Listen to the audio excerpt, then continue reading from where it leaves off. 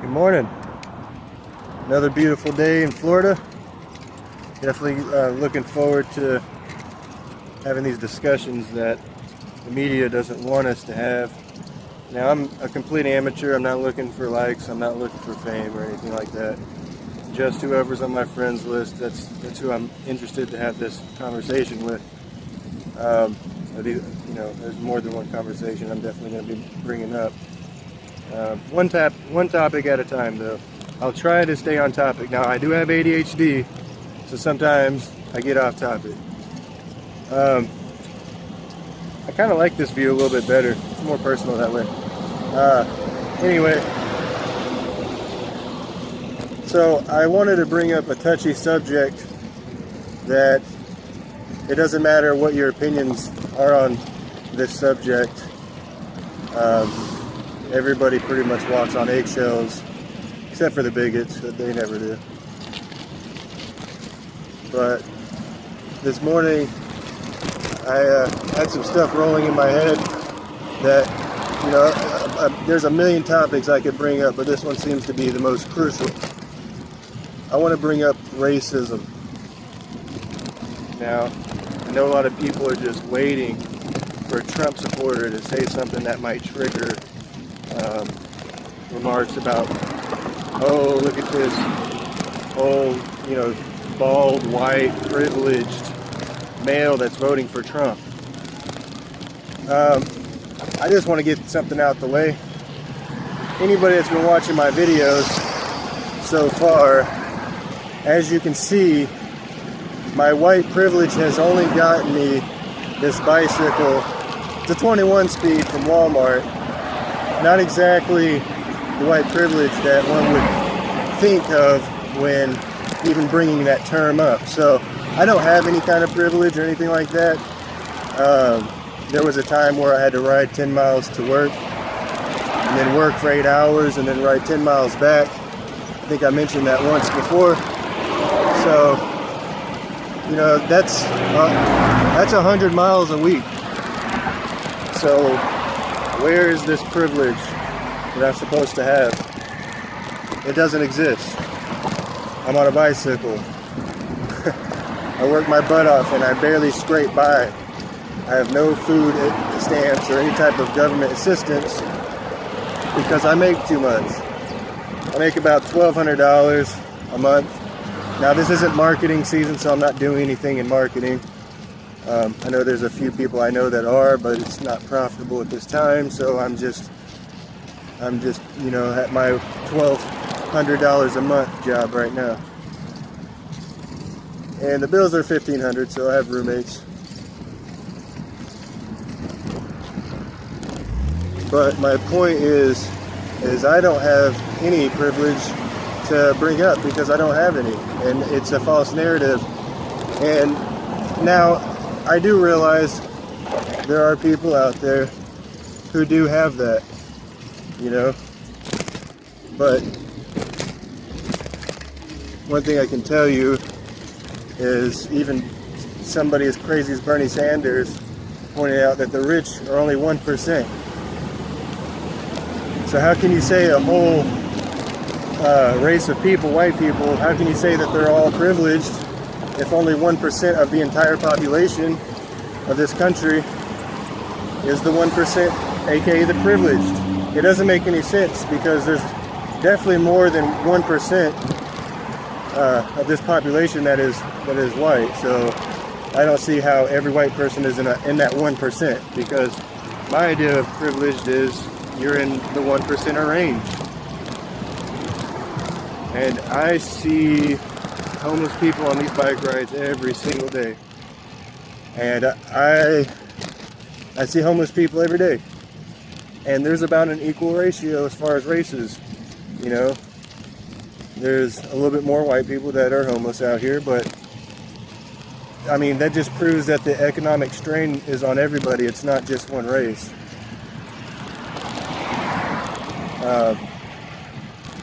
But people will call you racist for the littlest of things.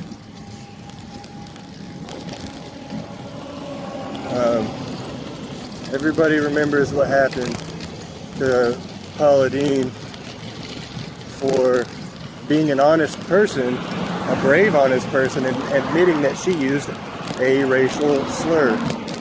Now, it's a racial slur that there is no excuse in using, really. I mean, you know it's going to cause problems if you use it.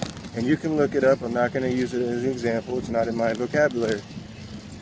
But the point is that she admitted to saying something like that 20 years ago, and she lost her career.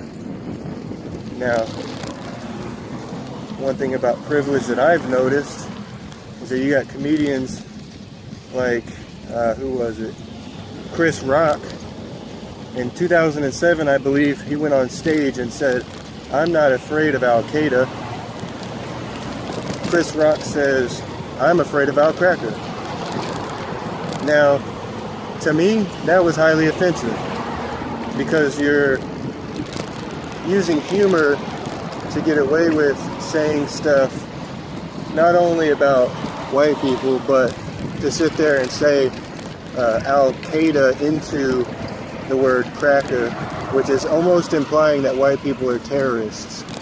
You get what I'm saying? And everybody had a good laugh at that show, but there was no public outrage. To me, that's a complete double standard. You know, everybody wants to talk about double standards and privileges. I think Chris Rock was pretty privileged to be able to go on any stage and compare an entire race to a terrorist organization like Al Qaeda and still have his job. You know, it's really horrible, actually. Oh, I wanted to show you guys another person who has white privilege, by the way. Check this out.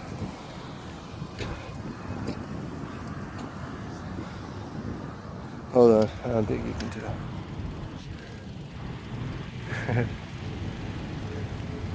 Hey, what's up? Hey, how's it going? Seen you a couple times since I've been out here every morning riding my bike. Yeah. So I'm making a YouTube video. Don't know if you want to say hi or whatever. I'm just out here to prove. What are you making a YouTube video for? To show people that not every white person has privilege. Now it's a good audience. I'm not trying to talk bad about any other races. I'm just here to prove, because I ride my bike. No, I understand. You know, I ain't privileged. I work hard, and I seen you out here carrying your groceries out here, and you know, you're like me. You probably work hard for your money, yeah. But Black people aren't even next on the list. yeah, The people that are worse off than the black people are the Indians. exactly. The Indians. I got Indian blood too, so trust me, that's something that I bring up quite often. They don't even let the Indians own the land that they supposedly gave to them. Yeah. And everything, and Indians can't do anything, any decision for themselves.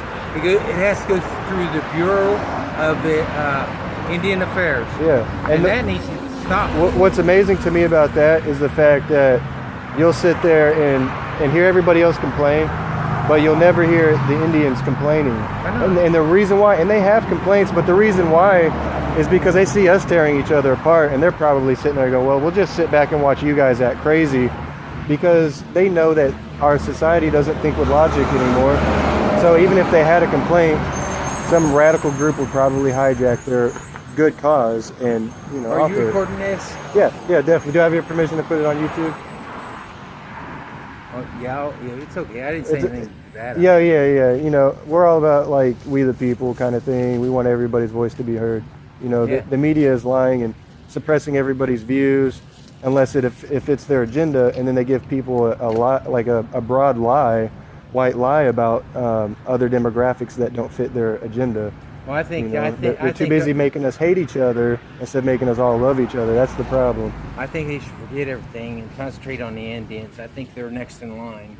Yeah, and, definitely. And I think that there are laws on the books for everything that somebody could do that is, say, racist or something.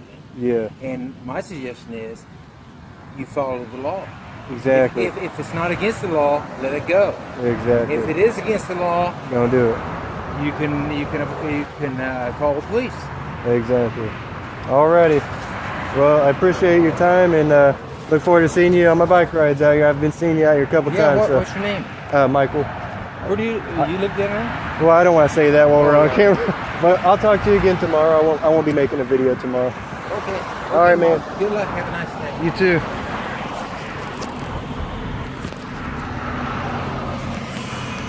That's pretty cool. It's always good to stop by and get perspectives. Random people are the best tool to really understanding your country. I learned that from watching Water's World. But yeah, what a nice gentleman. Like I think part of him gets it, and part of him probably doesn't want to get into politics or anything like that. But he raised a really good point that I often like to talk about, and that is, how come he brought up the subject, definitely, but why is it that everybody wants to cry and moan, and the only time anybody brings up the Indians on the left, because see, he didn't have an agenda, so this isn't applying to the guy I was just talking to, but people on the left, every time you talk about illegal immigration, number one, they'll call you a racist if you don't agree with their idea of what a policy on that would be. But basically, if you have any want if you have any want for them to not come over here under an illegal status, then you're a racist. Hold on a second. Just got a freaking bug in my eye. Whew, through the shades, huh? But like, the Indians, they never complain. That's my point. They never whine or moan or start problems or riot or loot. And some of their reservations are really horrible. You know, some of the reservations are great, but there's some of them where the government has just ignored the communities to the point where there's high crime in some reservations. So it's kind of the same thing that has been done to the African American community, where the government literally puts these liberal policies in place that only harm African American communities. Now, it'll harm everybody else as well, but they get hit extremely hard because you have to think about how every culture lives, the lifestyle of every culture. And with any culture, if you take away the reasons to succeed, the morals to succeed,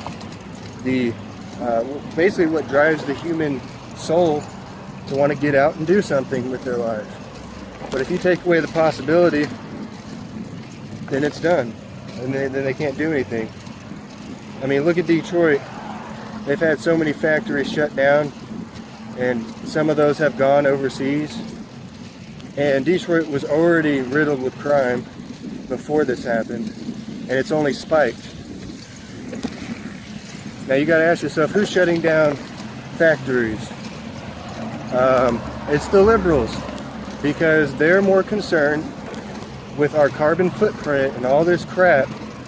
That I agree there should be regulations on it, but don't go like Robin Hood on everybody and take away everybody's jobs, aka their wealth, and then expect the Republicans to be blamed when crime spikes and basically there's poverty. And because the rich didn't make you shut down those factories.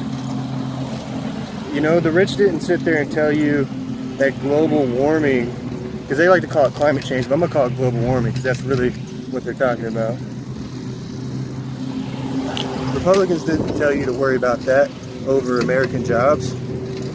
Now here's the interesting thing. We could all get rid of our carbon footprint, but until we look at China, who is unregulated, and all their factories, then it doesn't matter. There's still going to be a high increase of carbon monoxide and other chemicals and other gases into our atmosphere because of China. They are a mass producer. Everything's made there. Imagine how much they're doing to our ozone layer, if that's what you're worried about. Imagine what they're doing. So it doesn't matter how good we are. They're not going to follow our example, because I think that's what liberals think is going to happen, that, oh, if we do it, everybody will do it. Well, I have news for you. We get laughed at in trade. We get laughed at on the borders. We get laughed at for not only losing wars, but creating them and then stepping away. We're the laughingstock. Nobody wants to follow our example, okay? So you're going to have to worry about those other things before you worry about climate change and hoping that the world will follow us, because right now they're not following us in anything. You couldn't find a leader in any country right now that says that we support them. You can't find one. And if you do, you might want to do some digging. I'm sure there's some corruption behind that.